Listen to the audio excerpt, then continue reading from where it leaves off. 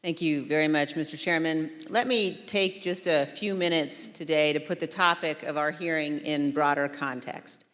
In our last hearing, we heard unequivocal testimony that President Trump was told his election fraud allegations were complete nonsense. We heard this from members of the Trump campaign. We heard this from President Trump's campaign lawyers. We heard this from President Trump's former Attorney General, Bill Barr.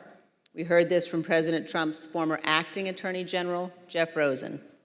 And we heard this from President Trump's former acting Deputy Attorney General, Richard Donahue.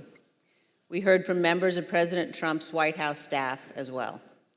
Today, we're focusing on President Trump's relentless effort to pressure Mike Pence to refuse to count electoral votes on January 6th.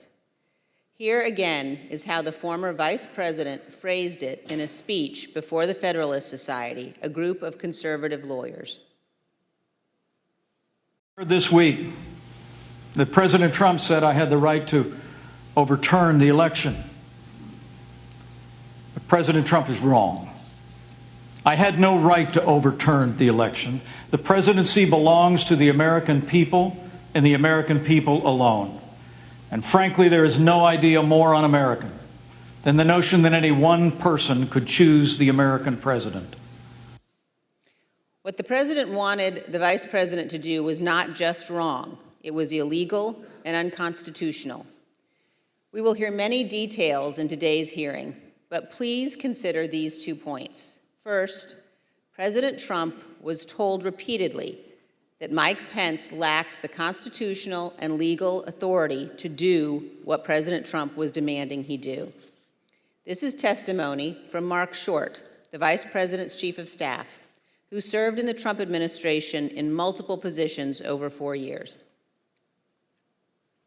Just to pick up on that, Mr. Short, was it your impression that the Vice President had directly conveyed his position on these issues to the President, not just to the world through a Dear Colleague letter, but directly to President Trump? Many times. And had been consistent in conveying his position to the President? Very consistent. Okay. But President Trump plotted with a lawyer named John Eastman to pressure Pence to do so anyway. As the federal court has explained, quote, based on the evidence, the court finds that it is more likely than not that President Trump and Dr. Eastman dishonestly conspired to obstruct the joint session of Congress on January 6, 2021. What exactly did President Trump know? When exactly did President Trump know that it would be illegal for Mike Pence to refuse to count electoral votes?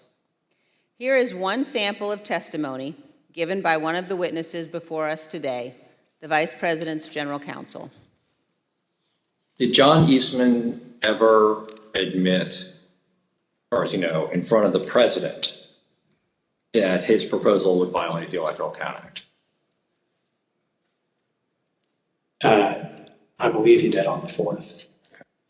That was January 4th, 2 days before the attack on Congress. A second point, please listen to testimony today about all of the ways that President Trump attempted to pressure Vice President Pence, including Donald Trump's tweet at 2:24 p.m. condemning Vice President Mike Pence when President Trump already knew a violent riot was underway at the Capitol. In future hearings, you will hear from witnesses who were present inside the White House, who were present inside the West Wing on that day. But today we focus on the earnest efforts of Mike Pence, who was determined to abide by his oath of office. As Vice President Pence prepared a statement on January 5th and 6th, explaining that he could not illegally refuse to count electoral votes, he said this to his staff. I mean, the Vice President had said, this may be the most important thing I ever say. And This meaning the statement? The statement. And he really wanted to make sure that it was just so. You will hear today that President Trump's White House counsel believed that the Vice President did exactly the right thing on January 6th, as did others in the White House, as did Fox News host Sean Hannity. Vice President Pence understood that his oath of office was more important than his loyalty to Donald Trump, He did his duty. President Trump unequivocally did not. Thank you, Mr. Chairman. I yield back.